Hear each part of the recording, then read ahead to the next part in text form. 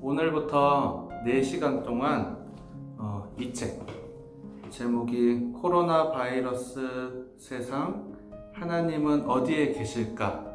라는 책을 같이 읽으려고 합니다. 우리가 이 책을 다 끝냈을 때는 우리에게 희망이 있는지, 어떤 희망이 우리에게 아직도 여전히 있는지 확신하게 되는 귀한 시간이 되었으면 좋겠습니다. 네, 바로 책 내용으로 들어가겠습니다. 이 책을 쓰신 존 레녹스라는 분은 이 책의 머릿말을 이렇게 시작합니다. 우리는 획기적인 시기를 거치고 있다. 당신이 크리스천이든 아니든 코로나 바이러스 팬데믹이 우리 모두를 난감한 상황에 빠뜨리고 있다.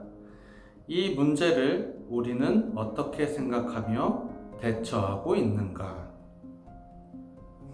왜 획기적인 시대라고 하는지는 굳이 말씀드리지 않아도 잘 아시겠지요? 그동안 우리가 경험해보지 못한 것들도 많이 경험해보고 처음 하는 것들, 그런 대처들도 있기 때문에 아마 이런 말을 사용해서 우리가 처한 현실을 아마 표현한 것 같습니다.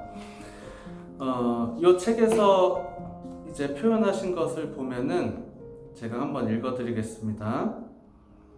한편으로 TV 뉴스는 텅 빈 거리, 슈퍼마켓의 텅 빈 진열대, 텅 빈 스포츠 경기장, 텅 빈 교회들을 비춰준다. 다른 한편 병원들은 환자로 가득하고 추가 병상을 만드느라 정신이 없다.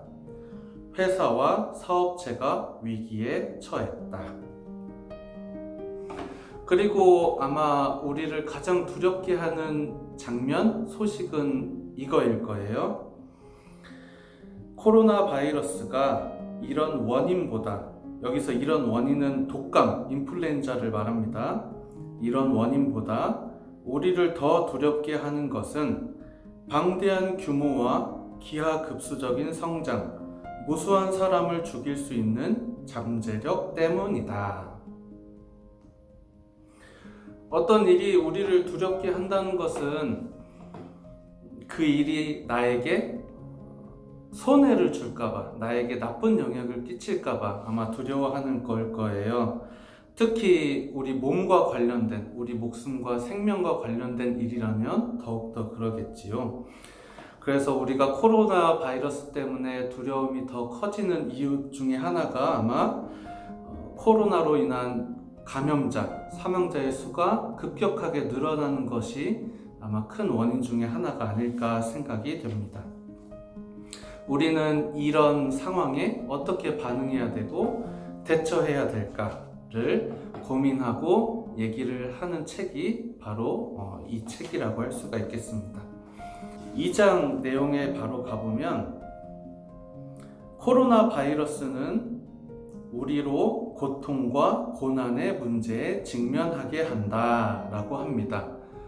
아까 이 책의 중요한 질문, 탐구 목적이 이 어려운 상황 속에서도 우리에게 여전히 희망이 있는가 였는데, 이 저자는 그 내용을 본격적으로 살펴보기 전에 우리가 코로나 바이러스 때문에 겪고 있는 고통과 고난에 대해서 먼저 살펴보고자 합니다.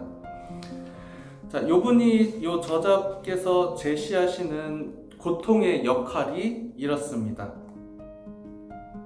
인간 경험과 기초의학은 고통이 우리의 삶에서 중요한 역할을 수행한다고 가르쳐 준다. 그러니까 고통의 긍정적인 측면이 뭐가 있을까 한번 살펴보자 이겁니다. 너무 고통에 대해서 나쁘게만, 마냥 피하고 싫어하는 것으로만 여기지 말고 고통이 우리에게 줄 수 있는 유익 3가지를 먼저 살펴보자는 것입니다. 첫 번째는 고통은 위험에 대해 경고한다. 예를 들어 이렇습니다. 우리가 만약에 뜨거운 물체에 손을 갖다 대면 뜨거움을 인지하고 황급하게 손을 떼게 되지요. 처음 손을 댔을 때 그 고통이 우리로 하여금 얼른 위험으로부터 벗어나게 해준다는 것입니다. 만약에 고통이 없다면 우리는 손을 뜨거운 물체에 계속 대고 있을 것이고, 아마 그 손은 화상을 입고 더 심하게는 신경도 다 죽어버리고 사용하지 못할지도 모르는 지경에 이를 수도 있을 것입니다.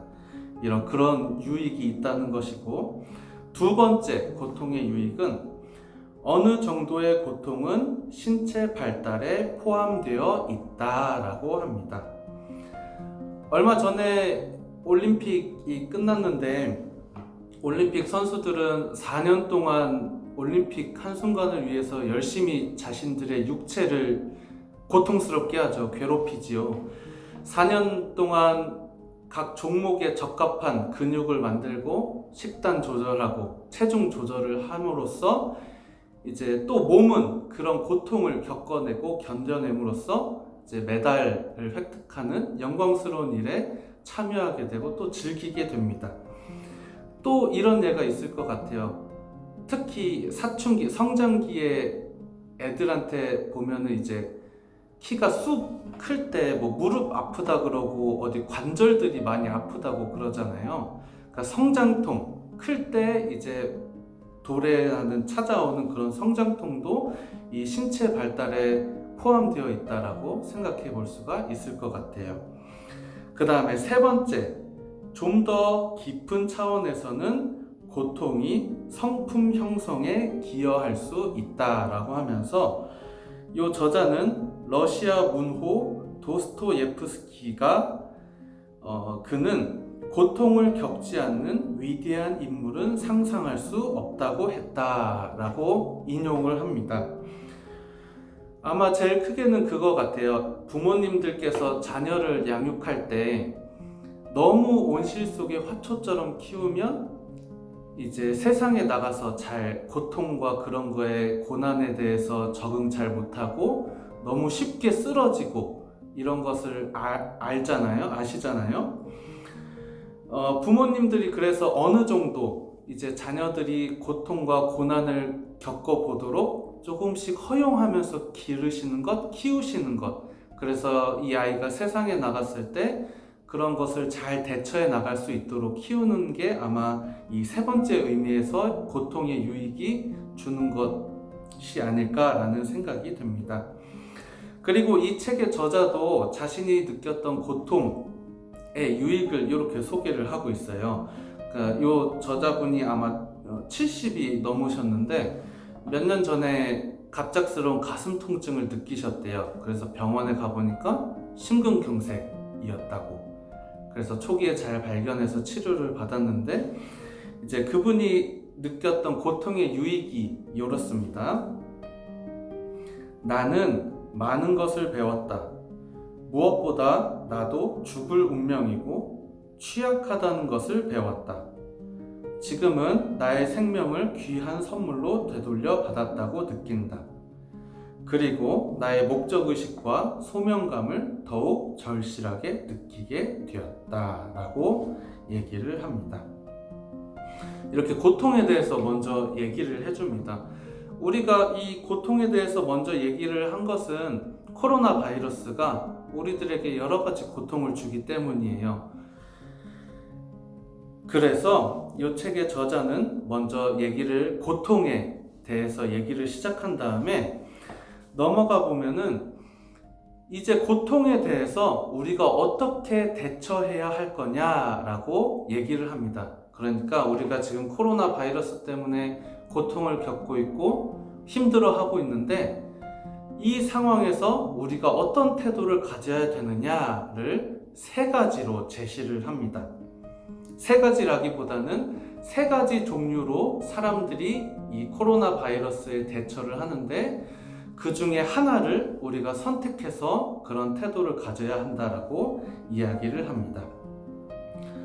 자, 이 중에서 어떤 태도를 취해야 할지 속으로 한번 생각하시면서 들어보시길 바랍니다. 첫 번째, 유신론적 세계관. 자, 유신론적 태도를 가지는 것. 자, 이것은 무슨 태도냐면 이 세상이 하나님과 관련이 있구나. 하나님이 이 세상을 다스리고 계시는구나. 내가 하나님과 관련이 있구나. 하나님이 나의 처지를 돌보고 계시는구나. 이런 태도를 말합니다. 그리고 두 번째, 무신론적 세계관, 무신론적인 태도를 얘기합니다. 이런 것입니다. 이 세상이 하나님과 관련이 없구나. 하나님이 이 세상 다스리지 않는구나. 하나님이 나랑 상관이 없구나. 하나님이 나의 처지를 돌보고 계시지 않는구나. 이런 태도입니다. 그 다음 마지막 세 번째, 범신론적 세계관입니다. 범신론적 태도. 뭐냐면 모든 것이 신이라는 겁니다. 나도 신이고 너도 신이고 우리 모두도 신이고 나무도 신이고 태양도 신이고, 그래서 나는 이 고통스러운 상황 속에서 그 누구의 도움도 필요 없이, 하나님의 도움도 필요 없이 내가 가지고 있는 능력을 가지고 이겨낼 수 있다. 나 스스로 이 어려운 상황에서 구원을 이루어낼 수 있다라고 하는 태도입니다. 여러분은 어떤 세계관을 선택하시겠습니까? 이 코로나 바이러스가 창궐하고 있는 이 세상에서 내가 과연 어떤 태도로 이 고통에 대해야 하는지 진지하게 고민해보는 시간 되었으면 좋겠습니다. 이 저자가 인용한 말을 가지고 오늘 처음 시간을 마무리 짓도록 하겠습니다. 나는 크리스천인즉 왜 기독교가 코로나 바이러스와 같은 자연재앙의 이슈에 대해 할 말이 있다고 생각하는지 그 이유를 분명히 보여주려고 한다. 당신이 이 책을 끝낼 때는 왜 크리스천들이 희망에 대해 확신 있게 말할 수 있는지, 죽음이 갑자기 더 가까운 듯한 불확실성의 세계에서도 평안을 느낄 수 있는지 알게 되기를 바란다.